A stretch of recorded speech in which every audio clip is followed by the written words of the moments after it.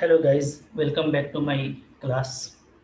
देखिए, last class में हम लोग रिलेटिव परमिटिविटी देखे थे।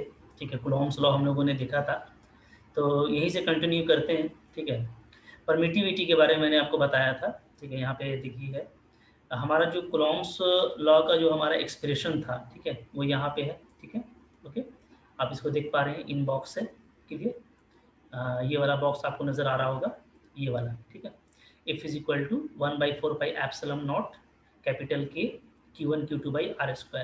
ठीक है, अब देखिए यहाँ पे मैंने आपको बताया था कि जो एप्सिलॉन है हमारा वो क्या है, is the absolute absolute electrical permittivity, okay, of the dielectric medium. Okay, clear है, बिटवीन द चार्जेस। तो ये एक्चुअली क्या है, जैसा कि इसका नाम है ना, इलेक्ट्रिकल परमिटिविटी, तो ऐसा नहीं है कि ये जो है ज़्यादा इलेक्ट्रिसिटी को परमिट करता है। ठीक है, बल्कि इसका अपोजिट होता है ये थोड़ा आप समझ लीजिए यहाँ पे। ठीक है, इसको मैं आपको इस टाइप से समझाता हूँ कि सपोज कीजिए हमारे पास में दो चार्ज है। ठीक है, Q1 और Q2। ओके, तो ये जो हमारे पास में टू चार्जेस हैं, तो इन टू चार्जेस को आप देखिए। ठीक है, मैं यहाँ पे आपको दिखाता हूँ। सपोज कीजिए मेरे पास में एक चार्ज है Q1 और एक चार्ज है मेरे पास में Q2। ठीक है, तो जब Q1 और Q2 इन दो चार्जेस के बीच में इंटरेक्शन होता है, ठीक है, चाहे अट्रैक्शन हो या रिपल्सन हो, तो इसका मतलब क्या होता है, इसका मतलब होता है कि Q1 जो है वो क्या कर रहा है, Q2 को इलेक्ट्रिकल एनर्जी पास कर रहा है।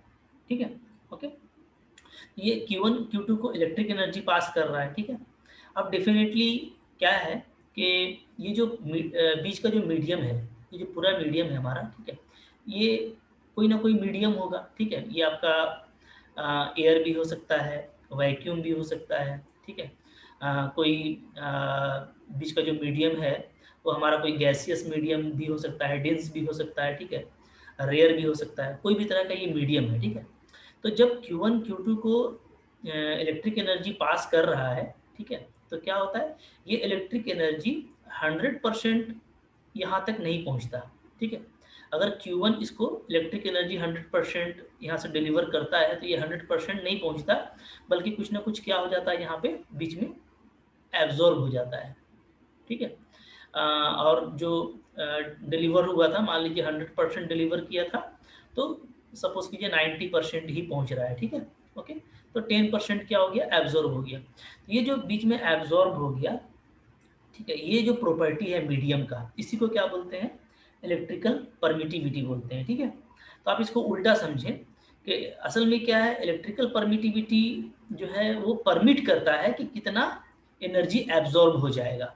ठीक है, आप इसको बोल सकते हैं कि ये एक्चुअली क्या है, रेसिस्ट कर देता है। ठीक है, इलेक्ट्रिकल परमिटिविटी क्या है, एबिलिटी है मीडियम का जो इलेक्ट्रिकल एनर्जी को, कुछ ना कुछ इलेक्ट्रिकल एनर्जी को रेसिस्ट करता है। ठीक है, तो अगर आप डेफिनेशन लिखना चाहते हैं, ठीक है, तो डेफिनेशन आप इस तरीके से लिख सकते हैं इलेक्ट्रिकल परमिटिविटी का। ठीक है, यहाँ पे मैं लिख देता हूँ डेफिनेशन, परमिटिविटी। परमिटिविटी, ठीक है, क्या है, it is ability, it is ability, ठीक है, of medium, ability of medium to store.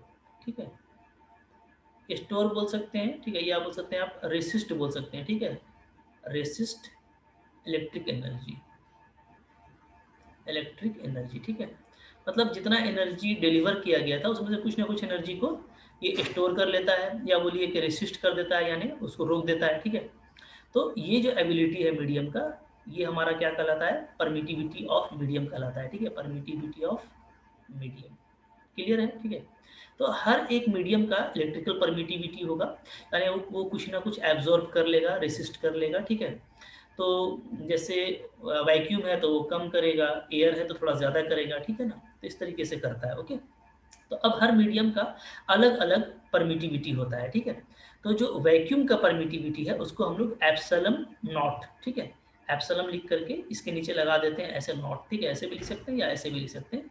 तो ये electrical permittivity of free space है। ठीक है, या तो वैक्यूम है, क्लियर है। ओके, अच्छा, अब देखिए हर मीडियम का अलग अलग होता है, तो सारे मीडियम के लिए अलग अलग डिफाइन करने से अच्छा हम लोग एक रेशियो डिफाइन कर लेते हैं, ठीक है, एप्सिलॉन बाई एप्सिलॉन नॉट, यानी जो इलेक्ट्रिकल परमिटिविटी है मीडियम का, ठीक है, उसको हम लोग वैक्यूम वाले इलेक्ट्रिकल परमिटिविटी से डिवाइड करते हैं।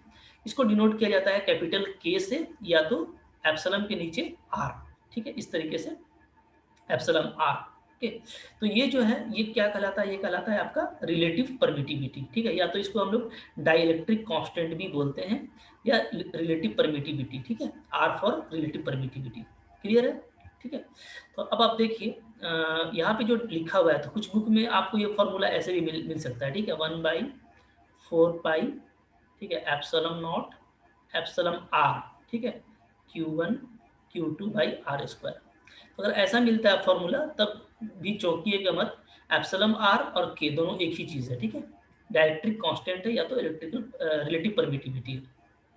क्लियर है?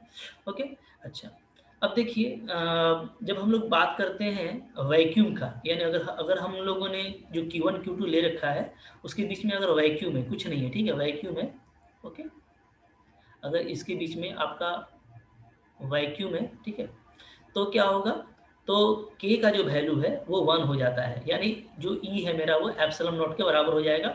जाहिर सी बात है कि वैक्यूम में जो हमको परमिटिविटी लेना है वो एप्सिलॉन नॉट लेना है, ठीक है। तो इस केस में जो ये स्मॉल k है जो हमने कूलॉम्स लॉ में लगाया था उसका वैल्यू 1/4 बाई एप्सिलॉन नॉट आ जाएगा सिंपली, ठीक है, कैपिटल K का वैल्यू 1 रखने से, और हमारा फोर्स क्या आ जाता है 1/4 by epsilon naught Q1 Q2 by R square. तो देखिए सिंपल नोट भी आप बना सकते हो बट कॉन्सेप्ट आपका क्लियर होना चाहिए, ठीक है। तो जो कूलॉम्स लॉ है, ठीक है, उसमें दोनों तरह का परमिटिविटी यूज हो सकता है, जैसा मीडियम होगा वैसा परमिटिविटी लेंगे। तो ये जो फॉर्मूला है ये आपका किसके लिए है, ये आपका है वैक्यूम के लिए, ये आपको याद होना चाहिए, ठीक है, क्लियर है? ओके, अच्छा, अब चलिए थोड़ा आगे बढ़ते हैं, देख लेते हैं थोड़ा और भी क्या क्या चीज़ है हमारे पास में। ओके,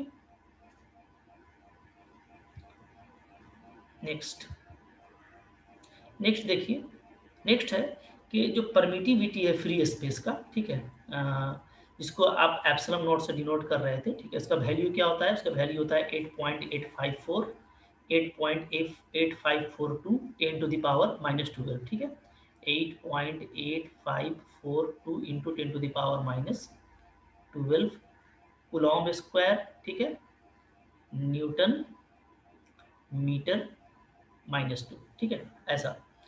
अब ये यूनिट है, तो यूनिट भी लिखना काफ़ी आसान है और आई होप आप लोगों को आता होगा, ठीक है।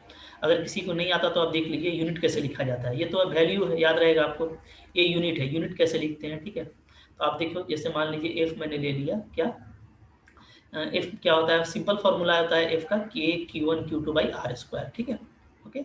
जहाँ आपका ये जो के है वो के आपका वैक्यूम के लिए 1/4 पाई एप्सिलॉन नॉट होता है, ठीक है, और डिफरेंट कंडीशन में फिर डिफरेंट डिफरेंट वैल्यू होगा, ठीक है ना। ओके, क्लियर है? तो के सिंपली मेरा क्या है, कांस्टेंट है, तो इसलिए इस फार्मूला को हम सिंपल में ऐसे लिखते हैं, ठीक है। तो अब आपको जैसे एप्सिलॉन नॉट का चाहिए था ना, तो लिखना पड़ेगा मेरे को पूरा, क्या लिखेंगे 1/4 पाई एप्सिलॉन नॉट, के का वैल्यू डाल दिए, ठीक है, Q1 into Q2 by R square, ठीक है। अब देखिए मेरे को किसका चाहिए, मेरे को चाहिए एप्सिलॉन नॉट, इसका यूनिट चाहिए ना, ठीक है। तो एप्सिलॉन नॉट को अगर आप देखें तो आप डेफिनेटली जब एप्सिलॉन नॉट को आप अलग करेंगे, ठीक है, तो क्या हो जाएगा, जब आप एप्सिलॉन नॉट को जब आप अलग करते हैं, ठीक है, तो डेफिनेटली क्या हो जाएगा, आप इसको ऐसे भी देख सकते हो, ठीक है। जैसे अगर हम लोग सिर्फ यूनिट्स की बात करें तो यूनिट्स में लिखता चला जाता हूँ, ठीक है। जैसे फोर्स, फोर्स का क्या होता है, तो न्यूटन, ठीक है, बाकी सारा तो कांस्टेंट है, तो मुझको एप्सिलॉन नॉट का चाहिए, ठीक है, तो इसका जो भी होगा उसको अभी यहाँ पे रहने देते हैं हम लोग, एप्सिलॉन नॉट का यूनिट, ठीक है, इसका निकालना है। Q1 और Q2 दोनों चार्ज है तो ये कूलॉम्ब स्क्वायर हो जाएगा, ठीक है। नीचे R एक डिस्टेंस है, डिस्टेंस का होता है मीटर स्क्वायर, ठीक है। अब आप देखो, अब आप एप्सिलॉन नॉट को यहाँ से क्रॉस करके निकालोगे तो क्या आ जाएगा, तो आपका जो न्यूटन है, सबसे पहले तो आप लिखोगे कूलॉम्ब स्क्वायर, ठीक है, क्लियर है। फिर आपका जो न्यूटन है वो भी नीचे में आएगा, तो न्यूटन का पावर -1 ले लेंगे, क्योंकि न्यूटन मेरा नीचे में आ जाएगा, ठीक है, और मीटर स्क्वायर मेरा नीचे में है तो ये भी a -2 लिखा जाएगा, ठीक है। तो क्या हो गया फाइनली, तो ये हो गया आपका कूलॉम सी का पावर 2 n का पावर -1 m का पावर -2, ठीक है। तो यहाँ पे भी वही चीज़ होगा। ओके, क्लियर है। तो ये होता है हमारा यूनिट। तो यूनिट आप अगर नहीं भी आपको याद है तो आप फॉर्मूला देख के फौरन लिख सकते हैं, ठीक है ना। बस आपको जो उसके एलिमेंट्स हैं, जैसे फोर्स का न्यूटन होता है, याद होना चाहिए। ये दोनों चार्ज है, चार्ज का कूलॉम होता है, याद होना चाहिए सी। डिस्टेंस का मीटर होता है, इसको भी याद होना चाहिए, ठीक है। तो इस तरीके से याद रखेंगे तो आपको फौरन ही निकल जाएगा। आई होप आपको समझ में आ गया, ठीक है। तो अब देखें, जब 1/4 एप्सिलॉन नॉट की बात करते हैं इस पूरे वैल्यू की, इसका जो वैल्यू है वो अप्रोक्सीमेटली ये हो जाता है 9 × 10⁹ newton metre square coulomb square, ठीक है। ओके, तो आप देख सकते हैं जैसे ये के है मेरा ना, एक्चुअली ये मेरी पूरा के है 1/4 एप्सिलॉन नॉट ये वाला, ठीक है। तो के को निकालना होगा तो डायरेक्टली आप देखेंगे क्या हो जाएगा, ठीक है। के मेरा ऊपर में होता है, तो डायरेक्टली हम लोग जब के को यहाँ से अलग करेंगे तो हम लोग क्या लिख सकते हैं, यहाँ से हम लोग लिख सकते हैं के इज इक्वल टू, ठीक है, एफ का हो जाएगा न्यूटन, ये डिस्टेंस क्रॉस हो जाएगा तो मीटर स्क्वायर हो जाएगा, ठीक है। कूलॉम मेरा जो कूलॉम का स्क्वायर है वो नीचे जाएगा तो C-2 हो जाएगा, ठीक है। ये इसका यूनिट हो जाता है। ओके, तो इसका वैल्यू क्या है 9 × 10⁹ न्यूटन मीटर स्क्वायर कूलॉम का पावर -2, ठीक है। ये भी आपको याद रखना है, ये हमारे लिए इंपॉर्टेंट है, ठीक है।